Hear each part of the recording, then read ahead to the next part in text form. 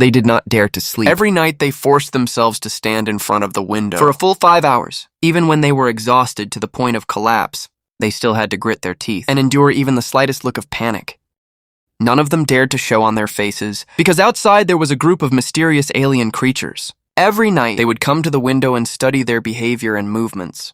If anyone showed even the tiniest bit of resistance, they would be brutally torn apart by the monsters. Someone once tried to escape during the daytime, but the entire forest seemed to be under a curse. No matter which direction he ran, he would always end up back in the same place. And once night fell, the monsters would swarm out, following the scent to brutally kill the escapee. Even so, Anna still wanted to change the situation. She had long been fed up with living in constant fear, but every time she tried to take action, she was stopped by the oldest old woman. She had stayed here for a full 20 years and knew very well how terrifying the monsters were. If they were completely enraged by accident, everyone would be brutally killed. Anna only agreed verbally. But when she went out to look for food during the day, she secretly left marks on the trees. At night, she returned to the cabin and pleased the mysterious creatures outside the window. No one knew how much time had passed, but Anna finally memorized all the nearby terrain. So early one morning, she carried her beloved bird and rushed out of the house. "Where are you going home?" "You won't make it, I can't stay here." What Anna did not expect was that this time, the old woman did not stop her, which made her ecstatic. She quickly ran wildly along the previous marks, trying to escape the forest before nightfall. After who knew how long, an open area really seemed to appear ahead. Just when she thought she had finally left the forest, reality poured cold water on her immediately. As far as her eyes could see, there were endless mountain ranges. Only then did Anna realize even if she ran until her legs gave out, there was no way she could escape in a single day. This plunged Anna into deep despair. At this moment, the old woman suddenly appeared behind her. "You're not the first to have tried getting out." Daniel and Kira called him the professor. With no other choice, Anna could only follow the old woman back. After suffering this blow, she gradually accepted the reality of being trapped and could only obediently follow the rules. But on this day, while searching for food outside, Anna was grouped together with the youngest Mark. Along the way, he kept complaining about the old woman, relying on the fact that she had been here the longest and ordering them around with an all-knowing attitude. Anna immediately came up with a good idea. Then she deliberately spoke badly about the old woman. After getting closer to Mark, she quickly said that no one had actually seen the monsters. Maybe all of this was just the old woman's lie. Unexpectedly, Mark was indeed tempted, so driven by curiosity. The two secretly came to the cave where the monsters hid. During the day, looking at this mysterious abyss, Anna felt no fear at all instead. She looked extremely excited. "But don't you want to know what they are?" Mark also felt his curiosity itching. In the end, neither of them could resist and decided to go down and take a look. Mark stayed above to control the rope, while Anna went directly into the cave to check the situation. As her body slowly descended, luckily nothing unexpected happened. Before long, she smoothly reached the bottom of the cave. But what Anna did not expect was that there were no monsters down there at all. Instead, there were many tools used by humans. All the items were piled together. Anna did not think much of it, and quickly picked up some useful items and sent them up, using the rope after finishing all this. He still wanted to explore deeper, but suddenly a strange sound appeared inside the cave. Anna hurriedly called out Mark's name. At this moment, a hand slowly reached out, but the instant it touched, the sunlight thick white smoke began to rise. At this critical moment, Mark threw the rope down in time, which avoided a tragedy, however. When the two brought the items back, they were questioned by the old woman. What was it? What did you see? Nothing. Little did they know that this action would soon bring them huge trouble. Fortunately, the items they brought back came in handy. Mark used a broken old camera he had picked up and connected it to a monitor, successfully making a simple camera, trying to use this method to see the monster's true appearance. But strangely, even late into the night, the screen was still completely empty. Just when everyone thought the monsters would not come, a dull knocking sound suddenly came from outside the door. The next second, a human leg appeared on the monitor. Before they could react, the curly-haired woman stood up in shock as if possessed and walked toward the steel door. At this moment, a man's voice came from outside again. "Please open the door, stop unexpectedly." The old woman suddenly blocked the door and strongly urged the curly-haired woman not to believe it, because at night here it was impossible for a living human to appear. This was obviously the monster's trick, but the curly-haired woman clearly did not listen. It turned out her husband had gone out alone a week earlier to look for rescue, and never came back after that. Now reunion was finally within reach. She had already lost all reason. Just as she was about to open the door, the old woman suddenly thought of a good idea, which was to ask questions only the couple would know to clear everyone's doubts. The curly-haired woman could only cooperate, so she asked about a promise between the two of them. But as time passed, there was still no response from outside. Your rapture do not spare human. After everyone's combined persuasion, the curly-haired woman finally regained her senses. But this completely enraged the monster outside. Everyone hurried back to stand in front of the mirror. But this time it seemed to lose its effect. The monster did not stop immediately. Instead, it began to attack the window wildly. The room shook violently again and again, leaving everyone drenched in cold sweat. They thought this time they were doomed. But to their surprise, just before the window shattered, the monster suddenly stopped attacking. Clearly this was only a warning, but the old woman who survived was furious. She rushed forward to question Anna, where the items from daytime really came from. At this point, Anna no longer hid anything. After learning the truth, the old woman was terrified. Early the next morning, the old woman hurriedly threw all the items they picked up back to where they came from, hoping to calm the monster's anger. However, from then on, the old woman became wary of Anna and Mark, so every time they went out, she always separated the two. But because of this, resentment grew in Mark's heart, and his arguments with the old woman became more frequent. Finally, on this day, Anna and the curly-haired woman suddenly heard screams. They rushed over without stopping, only to see the old woman tied up by Mark. "What are you doing? The boy has lost his mind. The rules now." As soon as the words fell, Mark walked away without looking back. Anna immediately stepped forward to untie the old woman. Then the two, who did not dare waste a second, and rushed toward the house, but the steel door was already tightly locked. No matter how much they begged and pleaded, Mark refused to open the door, and worse still, the sky was gradually getting dark. The monsters were about to come out. At this moment, the old woman suddenly seemed to remember something, and quickly took Anna into the forest. Soon the two crawled under rotten deadwood. It turned out this was a preparation she had made long ago, and these decayed logs should be able to mask their scent.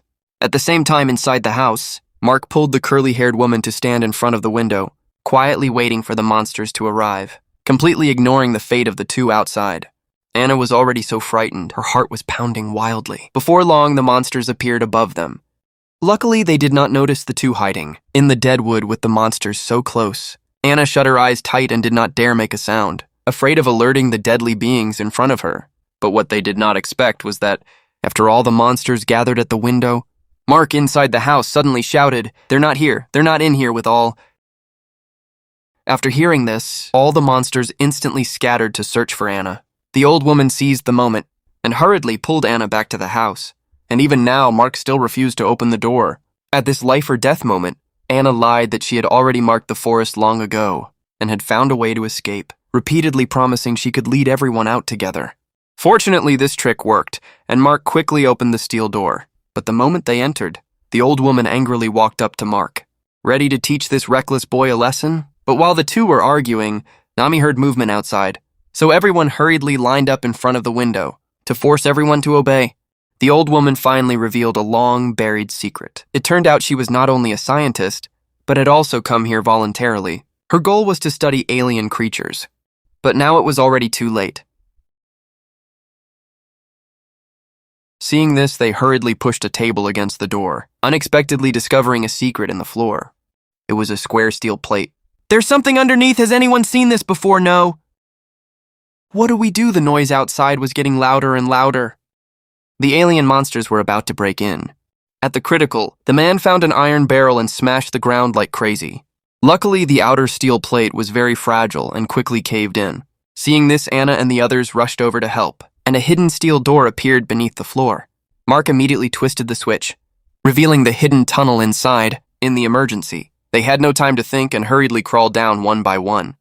At this moment, the table was about to give way, but just as the old woman prepared to move, the glass in the room completely shattered. Luckily, at the final second, she closed the steel door in time and narrowly escaped disaster. But before they could celebrate, they were shocked by what they saw. I never expected another world below. Not only were shelves packed with food, there were also all kinds of practical tools. Clearly, someone had lived here for many years. At this moment, Anna accidentally discovered an old computer on the table. She immediately moved the mouse. Unexpectedly, it still turned on. But to their disappointment, the computer could not connect to the internet. However, they soon found something far more useful. Inside were hundreds of short videos. They thought they were in for a treat, but when they eagerly clicked one open, they found it was just daily footage of an old man. Yet the more they watched, the more terrified they felt. It turned out the old man was a professor who came here specifically to study the alien and creatures in the forest. At first, everything was normal. He simply observed their habits, but soon the professor discovered in horror that every night, the monsters came outside his house to imitate him, as if they wanted to integrate into human society. And to further his research, the professor was no longer satisfied with observing from inside. Later, he used money to lure people from nearby towns, using innocent lives as bait and offering them as sacrifices to the alien monsters. He even successfully captured one and locked it in the cellar. When they saw this, everyone was stunned. They never imagined the professor had gone this insane. At this point, no one dared to keep watching. They all stood up ready to leave. Only Anna remained still. Driven by curiosity, he unconsciously opened the final video, unexpectedly learning the way to escape. It turned out the professor had prepared everything long ago. He left a small boat on the river at boundary point 134. As long as they followed the direction the birds flew, they could successfully leave the forest. After hearing this, Anna was overjoyed, and she just happened to have a parrot prepared earlier. "I'll leave tomorrow." Thinking they could finally leave this hellish place, everyone was too excited to sleep. Mark and the curly-haired woman even started dancing, celebrating the freedom to come. Early the next morning, they opened the steel door, and the entire house had already been destroyed by the monsters. But they did not care and set off without lingering. Luckily, Anna had marked the path in advance. They followed the marks all the way east, saving a lot of time before long. They successfully found boundary point 134. Anna then released the parrot, and everyone followed the bird forward. As time passed, their excitement kept growing because according to the video records, at their current speed, if nothing went wrong, they would reach the river before dark. But fate had other plans not long after they started running. The clear, sunny weather suddenly turned into eerie winds, and soon heavy rain poured down. Even worse, this sunless, rainy weather was exactly when the alien monsters appeared. They did not dare waste a second, and ran forward with all their strength. At the same time, a massive swarm of monsters poured out, rushing toward them at 120 miles per hour. Luckily, they reached the lakeside just in time, but time was extremely tight. They did not stop at all, and continued east along the river to find the boat. Fortunately, the journey was safe, and they found the boat left by the professor. But just as they were about to leave, the curly-haired woman realized Mark was missing. They were about to turn back to search when Mark staggered out from behind, dragging a human with him. The curly-haired woman stared in disbelief, because the one Mark dragged was her husband.